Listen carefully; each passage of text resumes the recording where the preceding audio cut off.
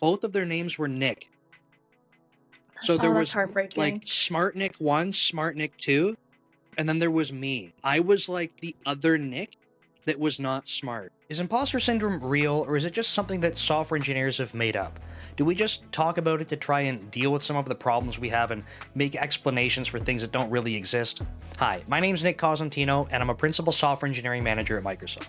In this video, I was very fortunate to be joined by one of my previous interns. Her name is Julia, and I worked with her prior to being at Microsoft at a company called Magnet Forensics. As legend has it, when Julia was working for us as an intern, she wanted to go to a Women in Tech conference, and I said, absolutely you can go, but on one condition. You have to come back and teach the team about what you learned. Now, Julia went away to go learn about imposter syndrome, and when she came back, she taught our whole team about what she had taken from that conference, and it's kind of stuck with us ever since then. I even had her come in as an external speaker at Microsoft to teach us about imposter syndrome, and that was very well received. So I'm really excited about this conversation, and I think that if you're experiencing imposter syndrome or starting to think about what that means, I think you'll have a lot that you can take away from this. So sit back, enjoy, and let me know in the comments if you like these kinds of videos. Thanks, and I'll see you next time.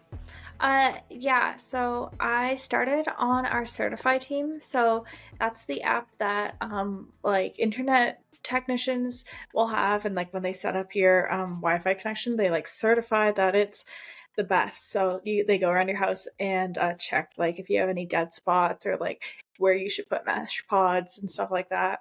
So I was on there for I think 3 months, and then we just started like this huge project update for our like main bread and butter app, and I was working on that for like 18 months. Wow, okay.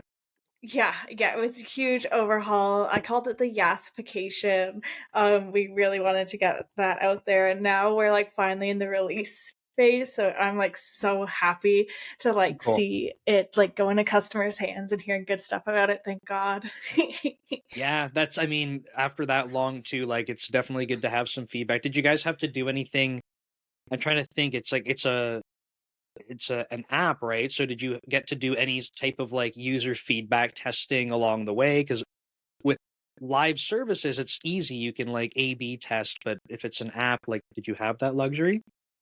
Yeah, it was pretty we I think over a year of getting it in people's hands and getting opinions on it. We really Nice. wanted to put the user experience first. So our goal was to test a lot, and as we like grew and grew and grew, as we got closer to the finish line, we kind of grew the user base. And Google Play and the App Store, they have like pretty awesome beta testing functionalities where you can like have subsets of users like have access Nice. to the new update. So yeah, we were just rolling that out slowly but surely. That's cool. And this, you were saying the initial thing was for the technicians, but this one is for like more typical end users, like me if I wanted to go download it kind of thing, or was that still for Yeah. tech? No, so this is for like your typical end user. What's great is actually we went on a field trip halfway through this development process, and we actually went to like an internet service provider, and we like sat in the call center and like listened to the calls, and like we were listening to the agents like walk through like using our application to like troubleshoot Wi-Fi issues, which was like really awesome. And so basically like you could download it through your ISP, or like if you get on a phone with someone, they might tell you to download it, and you like run a network health scan, or you could like if you like if your modem was like not set up correctly and it was like showing a bunch of lights, you could like take a picture and send it to someone, and they'd be like, oh well, do this, this, and this. Like there's just a bunch of different tools that like help you get your Wi-Fi back. Awesome. And so you were doing primarily like the Android side of things, you were telling me, is that right? Yeah, that's correct. So I was doing mostly the Android side of things, but I did do a little bit of iOS stuff, and I've always been interested in security, so I was working on that for across platforms as well. And just this week, actually, I finished one of the website tickets, so that was Cool. pretty scary. But yeah, it's nice to get my hands in like different aspects of the code.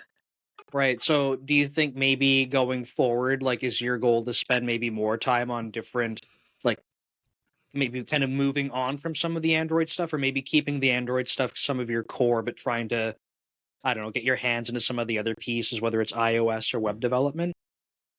Yeah, I definitely love Android, and I'm not ready to leave it anytime soon, but, Okay, I wanna be more flexible in, like, just being able to hop on an iOS ticket if I need it, even though that means, using Xcode, boo, and working on the back end too if we need, like, all hands on deck, like, cool. yeah, I'm just trying to widen my T shape.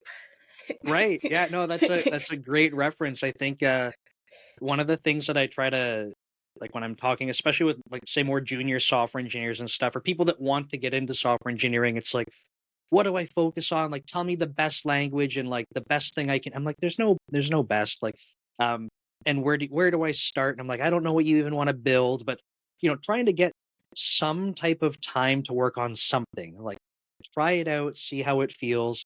And it sounds really cool because you're building all this Android expertise and you're kind of going, cool, I have this as my core. And going to the T-shape analogy, like the T is growing taller in Android, but how can you start to get that breadth across the top of the T, which is cool. You're doing it. Yeah, yeah, that's my goal for 2024, woo! Nice. No, Yeah. that's awesome. That's great. And no, it's cool too. The company you've been at is growing, like you're saying, right? So, um, how have you found? And I don't need the details on stuff you can't share or whatever, but in terms of like culture, teams like spinning up, teams growing, like how is all that like that's a journey. I know when we were at Magnet Forensics together, right? We got to see some of that growth. Um and I'm just kind of curious, you're kind of living through another kind of like growth phase at a different company. Yeah, I will say that the growth phase at Route This is much more dynamic right now. I think it kind of had leveled off by the time I was at Magnet. There were no ball fights anymore in my 8 months as an intern there.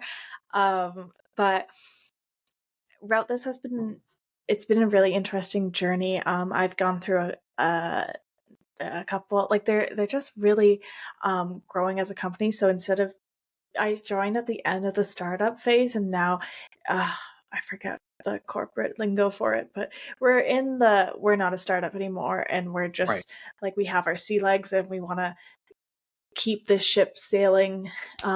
Pirate analogies, and anyway, throughout this, we've had a lot of different shifts to our teams, and we're really like building up a nice scaffolding and kind of like adding it's not just a bunch of tech bros coding anymore, which is my favorite part of the um, organization. Like feeling like I can help it grow, and like it seems a little demeaning saying into the big boy pants, but it really is what it is. Like it's just a really fun time to be here.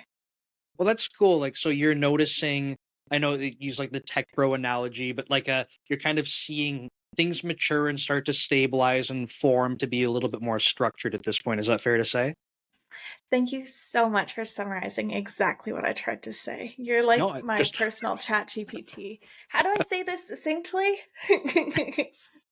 that's why they pay me the big bucks. I am Chat GPT. I sit on the other side and people send me messages. But yeah. No, no, that's Yeah, cool. I'm I remember just turning around and being like, Nick, I need your brain. no, it's that's cool to hear that you have like I don't know, it's like I think some people don't get to experience that in some of their software engineering career. Um, or, some people start off and they're like, okay, well, my goal is like, I need to be at Facebook, Microsoft, Amazon. Like, that's just the only thing in their head. And it's like, there's so many interesting experiences outside of just writing code that you can have at different companies. And you're getting to live through part of this. So that's really cool. Oh, definitely. It was one of the appeals about this. Just it means a lot to me to be able to not just code, but also to like contribute positively to a company's culture. I like to go all out, like Halloween contest and Christmas cookies and all that stuff. So it's really special. Oh, that's good. I think, like, again, some people, there's so much emphasis on like it's work. Like, how do I?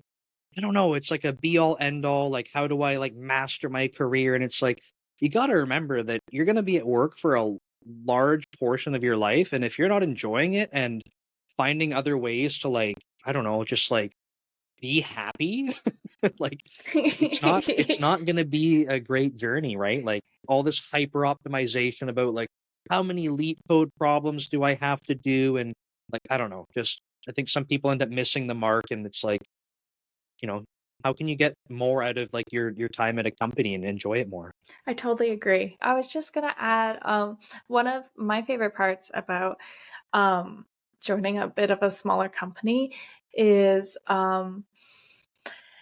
somehow I feel more confident in that no one really knows what we're doing. When I first started, we didn't have a lot of senior devs on my team. We were working on this huge update, and the Android side was two new devs, sorry, two new grads. And that was really great as I started off. This is my very first job. So helping me grow my confidence, it was like really good. That's cool. It's like I think in some situations people are like, "Hey, there's more senior people on the team. I can learn from them." But at the same time, that can be intimidating because you have these people where you're like, "Hey, they're so much better." I mean, however you happen to look at it. But when you're with other people that are you're learning with, like it can be a really cool experience too, where there's I don't know if the judgment is maybe like in our own heads. We're like, "Oh, these people are judging how good I am or something." But you're around other people that are also learning, and you're like, "Hey, we're gonna figure this out together," and it can be really cool. No, exactly. Literally, it strikes like a really great mental balance of like, oh my God, we're failing together and we're learning together. Learning Yeah, together. That was like the best part of it. yeah, and like, thank you for mentioning that, right? Because like the you say failing together, and I think like you and I have worked together, and I think we're probably on the same page when it comes to failing. It's like, yeah, like some people get afraid of that word, right? Oh, like you can't talk about people failing, like that's bad. It's like, no, we fail all No, the time and we're gonna be learning from it, but we're gonna be failing. It's gonna happen, and those are opportunities. But some people are like, oh, that's icky, don't say it. but if we're not failing, we're not trying, right? Yeah, it's I always go back to, I consider things a true failure if you're repeating the same mistakes and you're having the same failures. Then it's like, okay, like then we're not doing something right genuinely and we're not learning. That's a really great point. This is why you're such a good mentor at Magnet, full of good learnings. There we go. It's all the learnings. But so Julia, I have said this to you before, and I was telling you when we got on this call, like last night when I was live streaming, I was like all pumped to tell people, I'm like, I'm gonna be getting on this call tomorrow. I'm gonna be talking about a topic that I really love.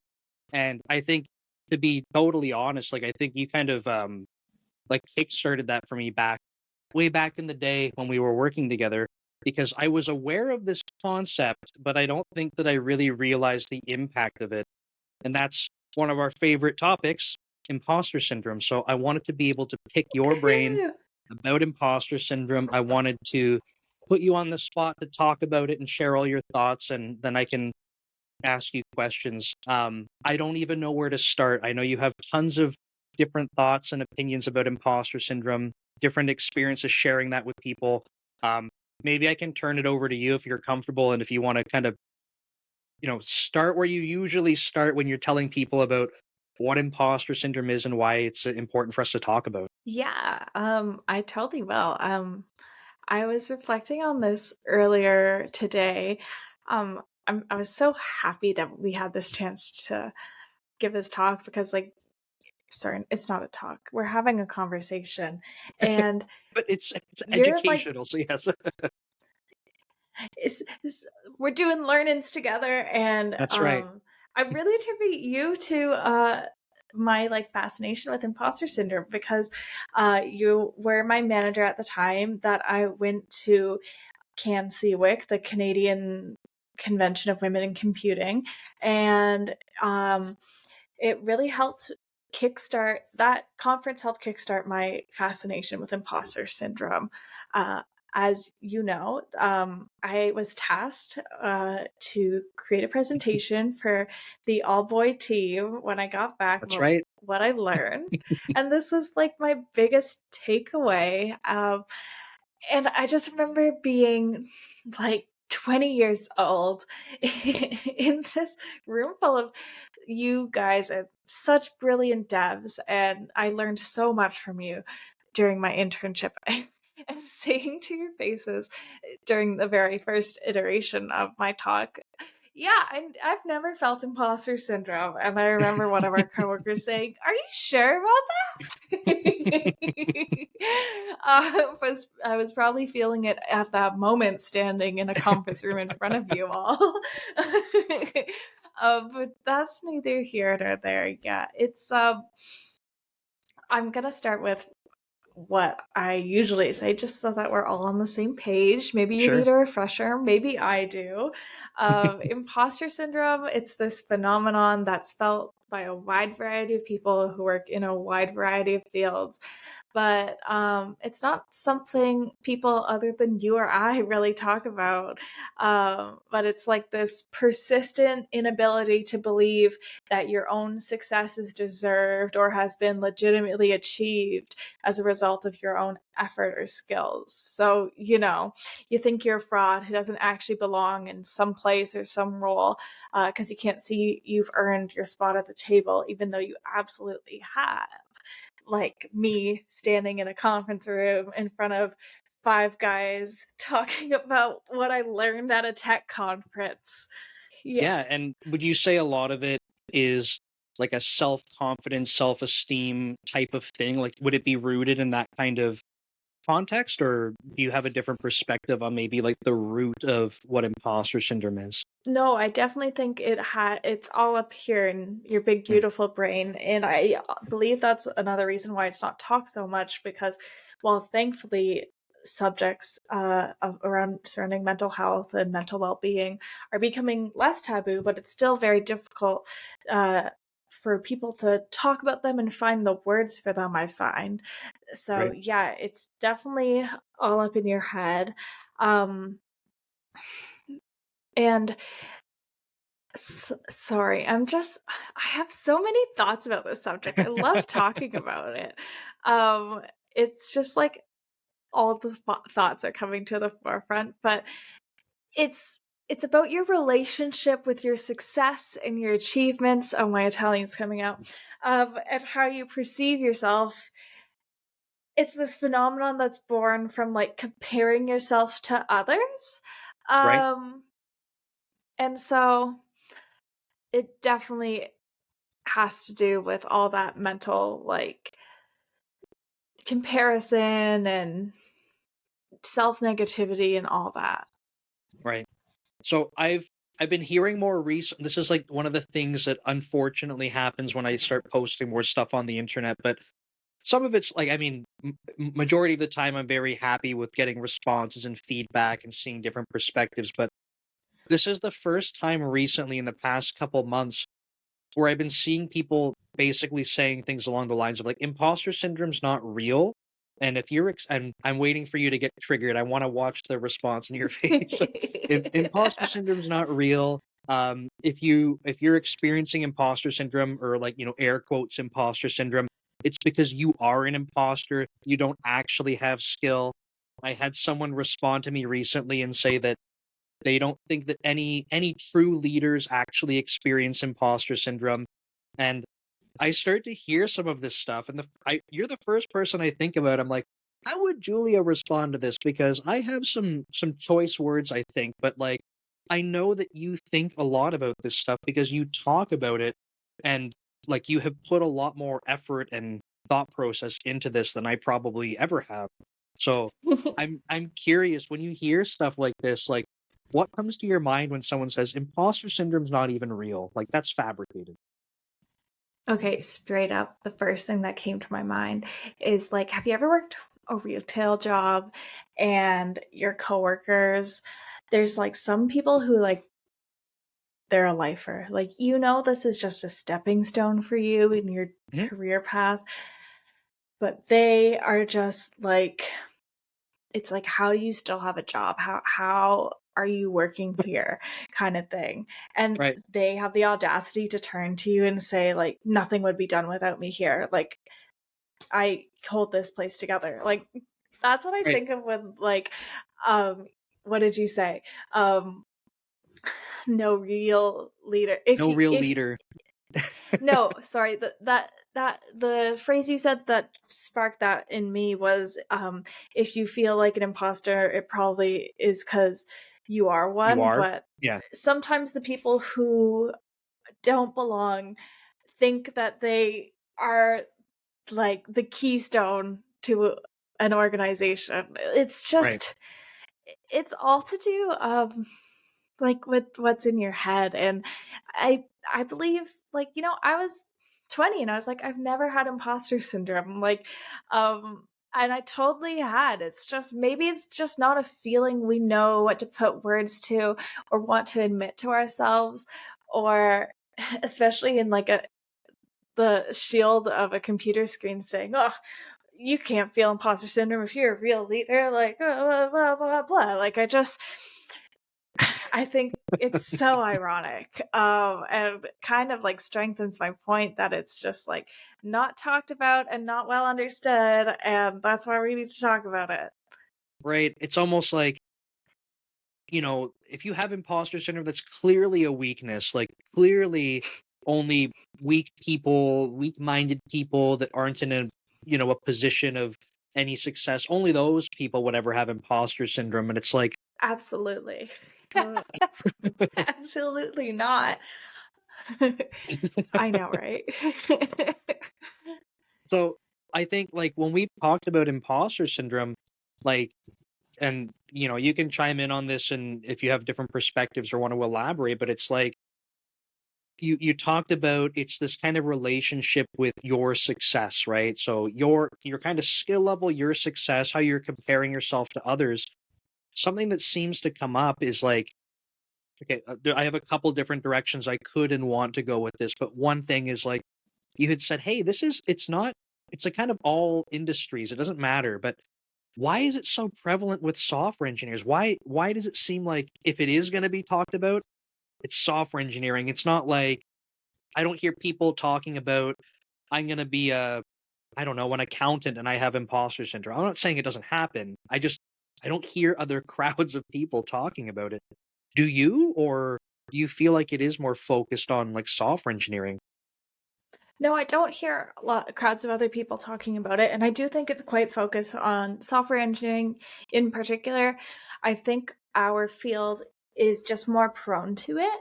Now, one of the things that heightens a sense of imposter syndrome is like feeling like you're the odd one out. Like, for example, it's talked a lot about women in computing conferences just because there's fewer Sure. women and non-binary and non uh, male, straight white male, Yep. even just, straight white males make up the majority of tech.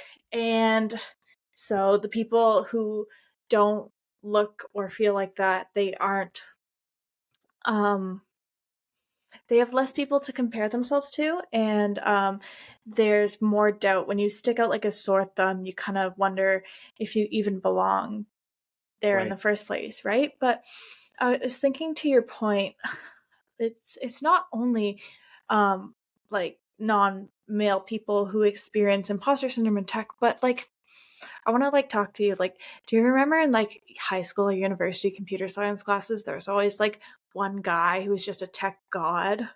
Yeah. Or So even if I can say for one moment, what was terrible for me?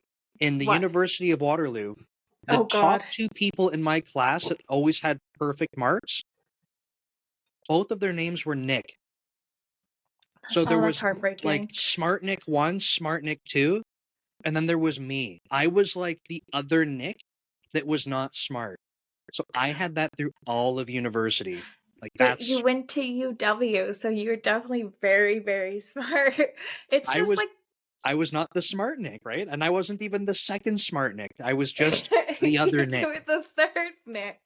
I know, If and that, there was probably another Nick that was smarter than me that I didn't even know. So Yeah, and like that's like part of the imposter syndrome is there's always some more black hoodie up wearing person in front of a terminal screen who just will be better than you. Like even not even in school, like on your team or at your company, there's going to be one person who's just a tech god because the more time you spend in tech and different like niches of tech, like you just get to know something like so specific. And like when you work for a company that maybe has like a couple products or even Microsoft that has like a billion million things, like there's people who just know the code base so well that like their knowledge seems like unachievable for an Right. outsider, right? So there's always someone to compare yourself, and you're always going to be behind. That's just the reality of it. Like you won't know the nuances as much and as the person who built the code base. And I think because there's just such a it's like a very ripe opportunity for comparison against like someone who knows better. That's really interesting, right? So the couple different dynamics that play into this, at least, right? And the couple that you touched on, one in particular is like, and this isn't the end all be all, but um, if you're not kind of fitting into what the standard, you know, typical straight white male type of thing, that's not like I know to your point, that's not the entire story here, but the fact that if you're not I don't want to use the phrase fitting in because that's not the goal. If you're not kind of statistically matching what is in place, you already start to feel a little bit removed, right? So you're already Exactly. a little bit removed, a little bit of an outsider, even if it's not something that you're like, consciously acknowledging, like that's present. It's like it's just there and it's the reality. Not that I'm not trying to say that's good or whatever, but that's part of it. And then the other part you were saying, which I think is really interesting, not that the other part's not, but when you have opportunities for comparison, and as you were walking through that example, like something that was coming to mind for me was like, okay, all of us have skills that we're developing, and you think back to a T-shaped developer, right? If you are working in a particular area, you will gain expertise. But when we think about a T, there's one point on the T that has all of the height. And of course, it's a bit of an exaggeration to say only one spot.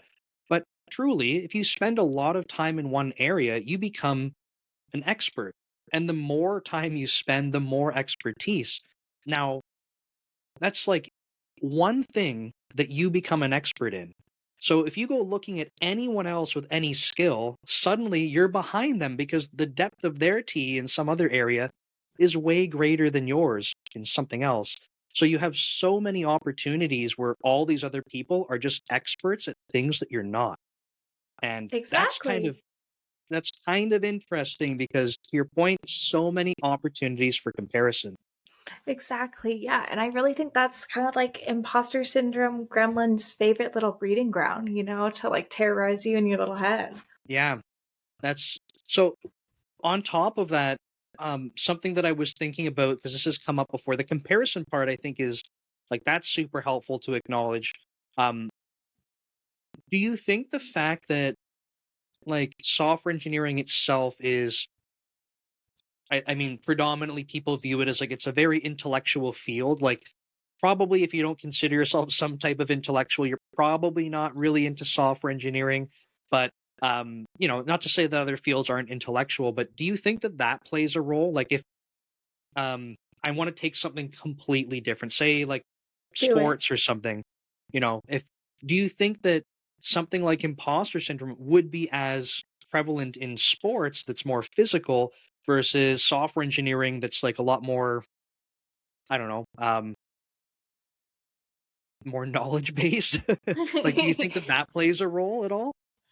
I think so because like we can transfer that T-shaped knowledge to sports as well. Like if you look at hockey, which I don't want to particularly look at right now because the Leafs just did terrible and broke a lot of hearts recently. You should have known. I the problem is believing in them every time. Um, that's neither here nor there. There's always going to be someone who's put more hours into their slap shot. There's always going to be someone who had more ice time, can skate faster, can go for longer shifts, can save the goals you can't. I think where there's opportunity for comparison, there's opportunity for imposter syndrome. Okay. Additionally, with sports, like we can move away from hockey, but just like there's everyone's like different little athletic abilities they can't control. Like I used to play basketball until I stopped growing at 5'5", and then I couldn't play basketballs anymore. Same, and except I stopped growing at 5'4", and it's been hell my entire life. Yeah, that'll end a basketball career for sure. Yeah, But they said, "I'm sorry, you're not going to be Michael Jordan," and I had to hang up the shoes and the basketball shorts, and I said, "Screw it, I'm going to be a software engineer. That's the next thing I can be." yeah, exactly. But like I'm sure I'm sure there's like areas to compare and doubt. Even as I was the team's best bench warmer, there were still other bench warmers who were pretty good at cheering, as like not as good as me, but you know, it maybe they got more court time, and I was like, oh wow, maybe I'm just here for the team spirit. Maybe I don't belong on the team, and they're just having me sit on this bench because I'm like really peppy.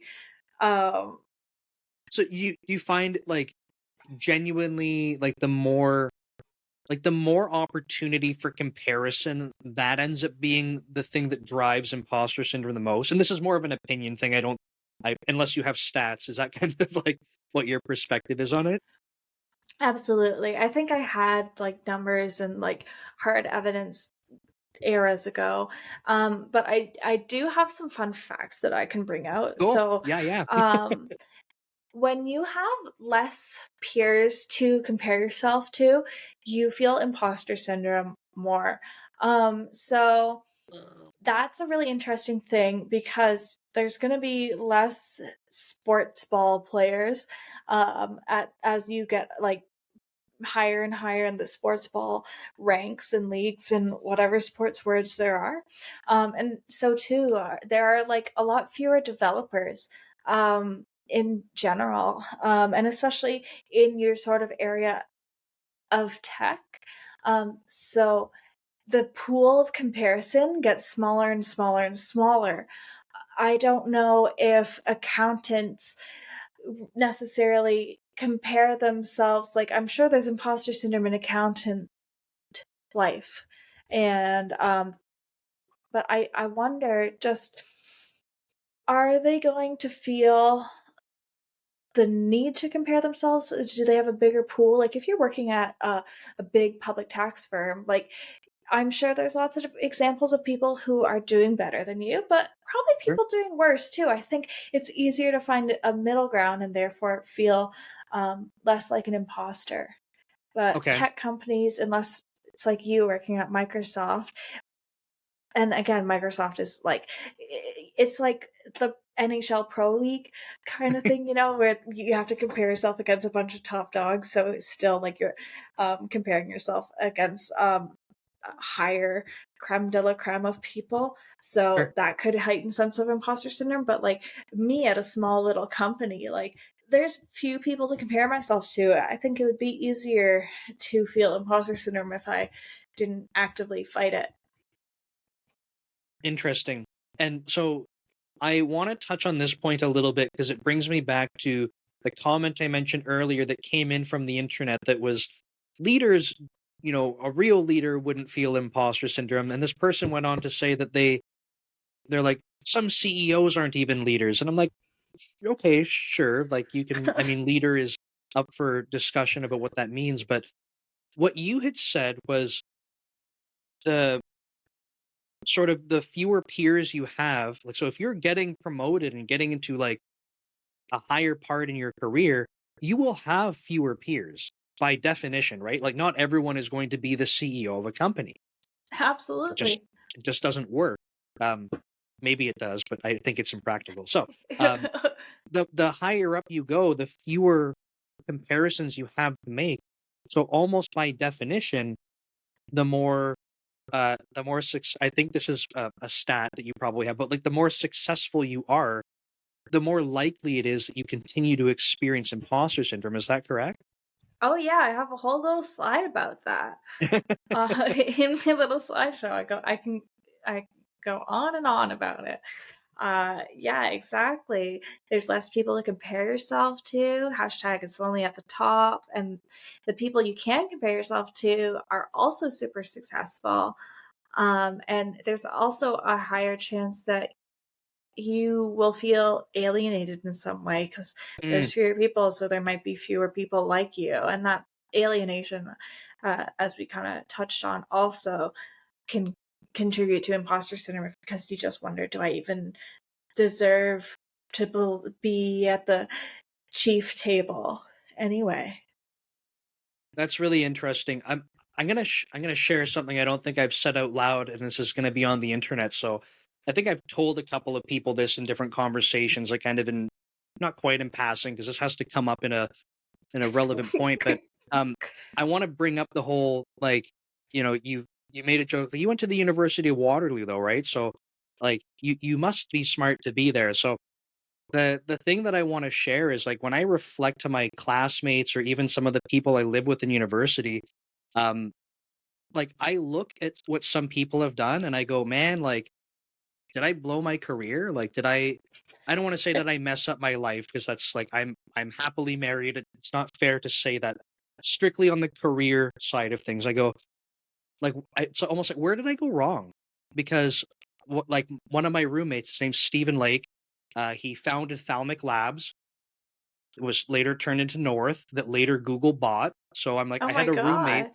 who was extremely successful. I'm like, I didn't get to do that. And then I had classmates. There's a whole bunch of my classmates that they moved out to the Bay Area. They ended up starting companies after working at other startups. And like they're on like their second company now. And I'm like, I didn't do that. And I start to reflect and I'm like, did I mess up my life path with my career? Like I feel like in comparison, this is the key word, in comparison, I'm like, man, like I failed at this. Like they're doing the stuff that I wish I could have done. Like I didn't get to do the cool thing. And yeah, it comes back to a comparison and it feels bad. And then it's like, now take that comparison, park it, put it over here. And if I go, hey, my if I just look at my career and the stuff that I've done in my life, I'm like, I'm pretty proud. Like I'm very happy. So As you should be. but this is the thing. So you bring in the comparison and it's like, oh my God, I'm stupid for everything I've done. But if you put that away, I'm like, I feel pretty good. So I wanted to share that because it's in my opinion, an example of just how self-sabotaging like the comparison can be. Oh, absolutely. Self-sabotage, if I could say it, self-sabotaging is just like the perfect word to describe it, you know? Like, I think about it too, like some of my peers, like, I didn't graduate at the same time as my peers. I stayed on for an extra semester so that I could take less courses throughout the year because my final year of classes was during COVID and all that. And I couldn't handle the online school. And so I started off my career feeling behind. And Okay. sometimes I still feel that way. But then I look at myself and I think, I am where Julia of 2, 3, 4 years ago. I'm living her dream. I have a cute little place with my boyfriend and my dog, and I get to play video games on weekends instead of doing assignments. Like, this is what I ate This my is what I wanted. vegetables. Like, this is what the years of hard computer school was for. Like, this is it. And sure, like, I didn't like start my career off or as early as some of my peers. I didn't start as, as renowned of a company as some of my peers, but I am so happy. You got to take this the comparison away. It is truly the thief of joy. Yeah, and thank you for sharing. So this brings me to maybe another point. And I don't want to steer this too much. So by all means, like if you're like, Nick, shut up, I want to talk about something else related to imposter syndrome, feel free. But based on the fact that we just shared two little bits of sort of like imposter syndrome or self comparisons, um, one thing that I want to talk a little bit about, like when you came to us after going to this conference and your task was, hey, teach us whatever you learn and come back and present to us. um I think one of the takeaways that I had that I've tried to reuse was when people share their experience with imposter syndrome, it does not cure your imposter syndrome, but it helps lift some of the weight because we walk around feeling this imposter syndrome like, man, like, do I really belong here? Like, am I actually good enough? And then you hear other people talk about it, whether it's a peer, and I feel like sometimes more impactful when it's someone you look up to and you go, holy crap, like they feel imposter syndrome? Like,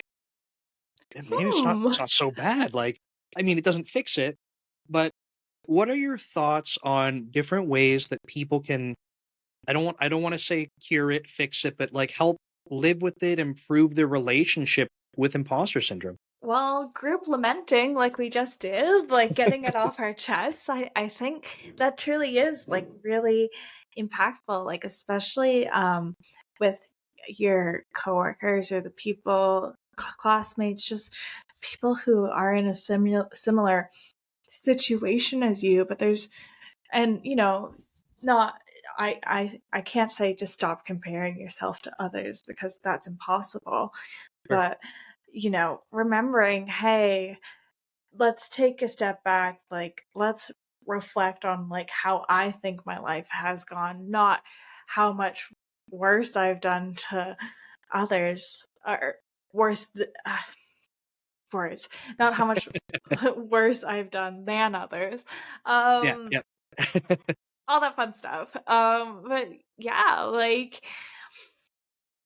just like celebrating your success and what you've gotten to, like regardless of what others have gotten to, like that's the important stuff. It's just like go it's like the philosophy of gratitude, just like going back, and I don't want to go too woo woo, but really just like channeling your stress into empathy for yourself and for others, and using your experience and your knowledge about imposter syndrome to build a better community for yourself and for others. Well, so that to me that makes a lot of sense. And you hinted at, you said like if I wasn't, this would be a lot worse for me if I wasn't actively fighting imposter syndrome. Like you were saying this about where you're working. So like what is it that you do for yourself where like, do you like if we're talking about tangible or actionable things that people can go do, are there things that you regularly practice, or you periodically, like when you're experiencing it more, you have to go, oh, like that's a good reminder, like that's when it triggers the, hey, like let me have a moment for like thinking about some gratitude. Like do you have some like actionable things that you might recommend people try? Because my suspicion, and I'm totally speculating here, is that for some people watching this, some people might have been like, "Oh, imposter syndrome, like I don't really know if that's a real thing." Maybe they're going, "Hey, wait, maybe that is a thing I'm experiencing," and having an "oh crap" moment where they go, "Okay, now how do I fix it? Like I have the disease. How do I fix the imposter syndrome?" Like any practical, actionable things that they can go try. What I try to do for myself, and I don't know if this will work for others, it's not like a one size fits all, but when, for example, I receive a code review from a senior developer who has just like so much more knowledge than me and it's just like knowledge jumping, typically I would feel really bad about myself. That is my first gut reaction. And I just think recognizing that is the first step to dealing with it, because I Mm. could have sad girl hours about that. Or I could remember, hey, Julia, this is an opportunity for learning. Be like, I just have to remember to be so grateful that this person is really taking the time to help me improve my code, and they just want me to get better and they're helping me get better. If I reframing it sort of really helps me. Um, Again, it's all mental and it's about comparison. So I find if I think about it differently and I can like catch myself in the moment, that's really helpful. But if it's more of like an overlying feeling, if I haven't caught it in time, then really just talking about it with people Mm, I trust, like you right now, can really help sort of get down to a manageable baseline. Because there's just something so freeing about just talking about how we experience imposter syndrome and hearing that other people do too. yeah, a bunch of good things there. I think the very first one that it seems like maybe it's obvious, but I don't think it's obvious until you say it out loud. It's like recognizing it, right? Because if I think this is the case for a lot of things, but if you're not taking the opportunity to recognize it as it's starting to kick in, like if you're having certain situations that trigger it, you might find that you're like, you go throughout your day and you're like, yeah, it's really bad today. Or you're having a week and you're like, man, my imposter syndrome is really bad this week. And it just feels like you're like, okay, I guess this is life. But I feel like there's something powerful about recognizing what triggers it. Like in the moment, the more you can be like, hey, like I noticed to your point on code reviews when I have people doing this knowledge dump and it's someone that you look at it and you're like, wow, they're brilliant. You might go, hey, that's a thing that I'm realizing it's making me feel like second guessing myself. Like, why am I not that smart? Right? Like you start to doubt, you start to compare. So having that first step of acknowledging can be a pretty powerful moment. It doesn't fix it, but you go, oh, like I can at least understand why I'm feeling this way. Or maybe not why, but at least that it's happening because of this trigger. I think that's a really good first step. Um, the You said a couple of other things, and I kind of I got stuck to that one a little bit too long because I like to ramble. But um, you we talked about comparison. I wanted to use that as a trigger point. I was just telling someone earlier today, like they were asking me about blanking on things, and I was like, "Oh, like it doesn't happen that often, and it's happening right now." So, um, but okay, one other thing you said for sure was really about being able to talk about it. So I didn't totally blank. It was getting it primed. Oh yeah. Um, but being able to talk about it can be powerful. I think for two reasons at least. One of them is that you are potentially helping someone else kind of navigate it. And the second part, I don't know how to explain this, but um, you said like it kind of feels freeing, right? Like it's almost like you're keeping it a secret. I don't know if that's the right way to put it, but like you're having this feeling.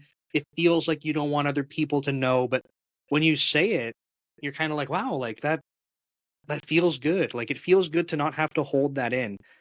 And I don't know if that's too woo woo, but like that's how I feel about it. No, I really liked your point in that we're keeping it a secret by keeping it bottled up because it is taboo, right? You don't want to admit like, oh, like I get really huge feelings of self-doubt when I have a lot of comments on my code review. Like Right. I start to wonder It's if I a even weakness. belong Oh here. no. Oh my god, Yeah. I don't write perfect code the first time.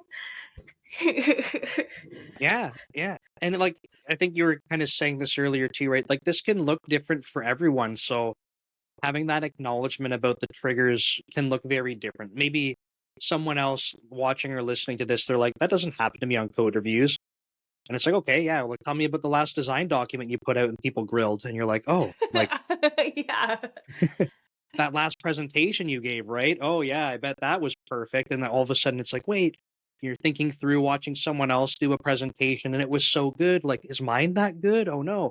Like, there's going to be different triggers for people's imposter syndrome. So, Oh yeah, sitting in a demo, watching other people demo their work and thinking, "Oh my god, they're so smart. How did they even think of that solution? Holy yeah, shit." why, how can they even present it that well, right? Yeah. Like, do they practice? Like, where's their, they're not even using a script. How can they just go through it? Like, It's yeah, not a there's a lot video, of, they're typing into their terminal. yeah, it's a live demo and it's not crashing. They must be a god. No, that's cool. I wanted to pause for a second and say like something like as a takeaway for me, something that you said earlier that I don't want to say like I hadn't thought about it before, but I just never really latched on to maybe how critical this is like the comparison part. Um, I recognize that imposter syndrome has a comparison element, like that's a lot of what's happening. But as we were chatting through it, it's like I liked your analogy about going over to the sportsing world where we're talking about sportsgetball and other sports terms. But Yeah. being able to say like, hey, like if you're in a situation where you have opportunities for comparison, that really is the breeding ground. Now, how much comparison or how intense or severe, like there's a bunch of different factors that can come into play, but that's like ultimately one of the core things that kind of breeds imposter syndrome. So I really liked you sharing that. Thank you. I really have loved talking about this with you. It's funny, I've talked about it a lot of different times, but I don't think I've had a more productive conversation. Like, I feel like I'm learning things and like putting Oh, that's connections cool. together I never thought of. So, this has been like so great.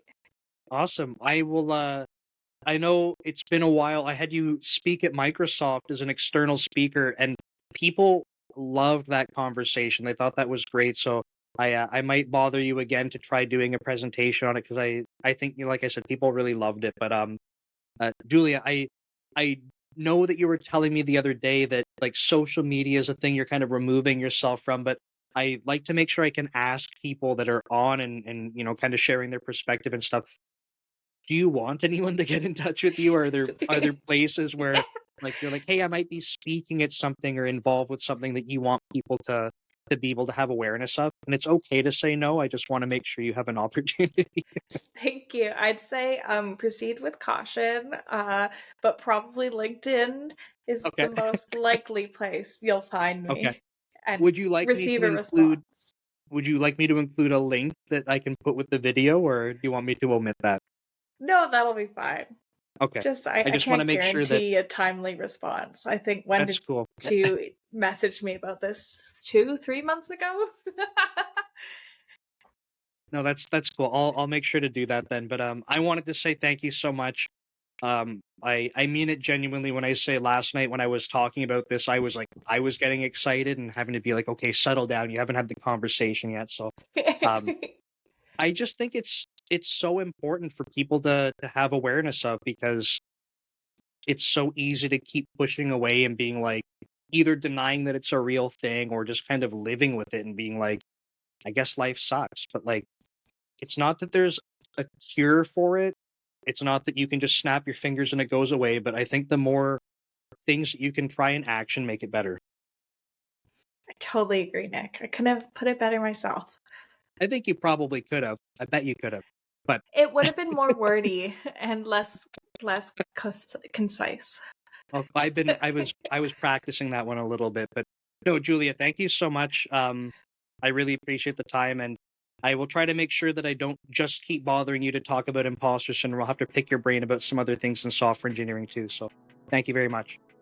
Thanks, Nick.